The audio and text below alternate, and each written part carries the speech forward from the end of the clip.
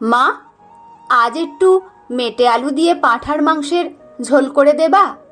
চিন্টুদের বাড়িতে আজ পাঁঠার মাংস হবে।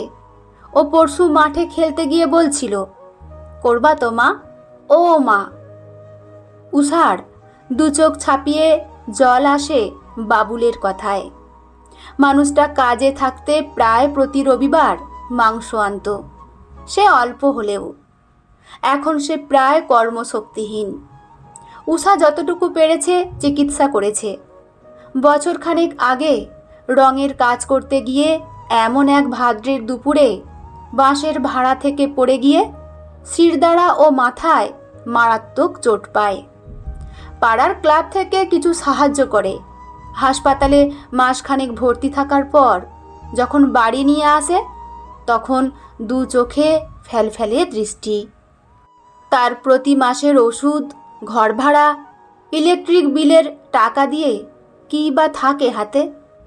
একমাত্র কাজের বাড়িগুলোই উষার ভরসা। তাই প্রতি মাসের মাইনের টাকা কটাই ওর পরম ধন। চোখে তার বাবুলের জন্য অগাধ ভালোবাসা, মনে স্থির আশা একদিন নিশ্চয়ই ও ঠিক হয়ে যাবে। আবার সংসার যুদ্ধে ওর পাশে ভরসা হয়ে দাঁড়াবে। কিন্তু আজ সে 6 বছরের শিশুকে ভোলাবে কি করে? তার তো এত সব বোঝার কথাও নয়। 500 মাংস তো লাগবেই। ঘরে থাকা মানুষটাকেও তো গরম ভাতের সঙ্গে দিতে ইচ্ছে করে।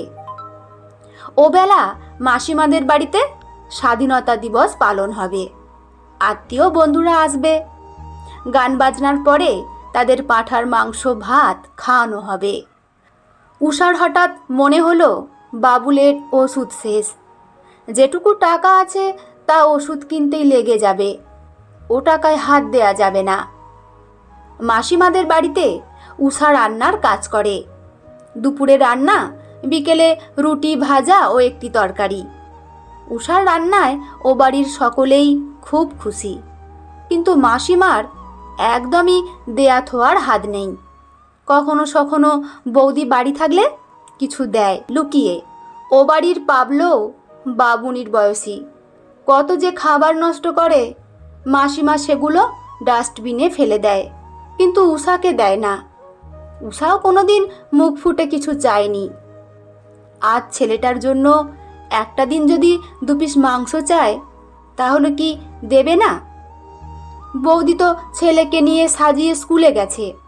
স্কুলে পাবলো আজ গান গাইবে। উষা আজ বাসমতি চালের ভাত, কাতলা মাছের মাথা দিয়ে মুড়ি ঘন্টের ডাল, আমের চাটনি আগেই করে নিয়েছে। ইলিশ ভাপা বৌদি করে গেছে। বেগুনি বিকেলে এসে ভাজবে। পাঁঠার মাংস শেষের দিকে। মাসিমা রান্নাঘরে ঢুকে বললেন, আহ উষা, কি সুন্দর গন্ধ বের হচ্ছে রে। সবাই খুব খুশি হবে খেয়ে। উষা বলেই ফেলল, মাসিমা কোনোদিন তো কিছু চাইনি, আজ একটু আমার ছেলেটার জন্য 2 পিস মাংস দেবেন? সকালে গলা জড়িয়ে ধরে বায়না করছিল, আমার কাছে যেটুকু টাকা আছে তাই দিয়ে ওর বাবার ওষুধ কিনতে হবে। নিমেষেই মাসিমার চোখের চাহনি বদলে গেল। বিশ্রীভাবে বলে উঠলেন, তোর চোখের দৃষ্টি তো বড় খারাপ। এত শক্ত ভালো নয় বাপু। রান্না শেষ করে বাড়ি যা। এত ছোকছোকে নজর হলে তো কাজে রাখা যাবে না। দোকান গরম হয়ে ওঠে, মুখটা অপমানে লাল হয়ে ওঠে। মাংসটা নামিয়েই চটি গলিয়ে রাস্তায় পা রেখে উষা কান্নাটাকে সজোরে গিলে রাজুর দোকানে গিয়ে বলে, ঠাকুরপো 500 মাংস দাও, আর আমার এই ব্রোঞ্জের চুড়ি দুটো রাখো।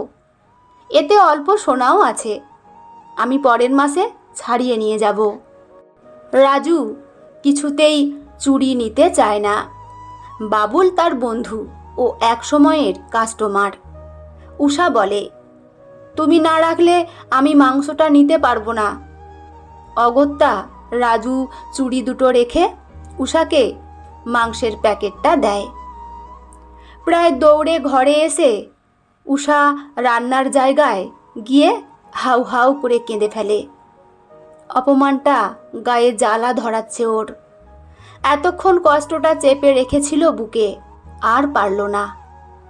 গরম ভাত আর মাংস রান্না হয়। পরম যত্নে বাবুনিকে খেতে দিতে গিয়ে একটা অন্যরকম গন্ধ নাকে আসে। এ গন্ধ স্বাধীনতার গন্ধ। কারো থেকে চেয়ে চিনতে নয়, চুরি করে নয়, পয়সার বিনিময়ে মাংস কিনে রান্না করে সন্তানের মুখে তুলে দেওয়ার সুখের গন্ধ। বন্ধুরা, গল্পটি খুব ছোট্ট একটি সুন্দর গল্প। আমার তো বেশ ভালো লেগেছে। আপনাদের কেমন লাগলো অবশ্যই কিন্তু কমেন্ট করে জানাবেন। লেখা নিতা দত্ত, পাঠে আমি রিমি। দেখা হচ্ছে পরের কোনো গল্প নিয়ে। ভালো থাকবেন সবাই। ধন্যবাদ।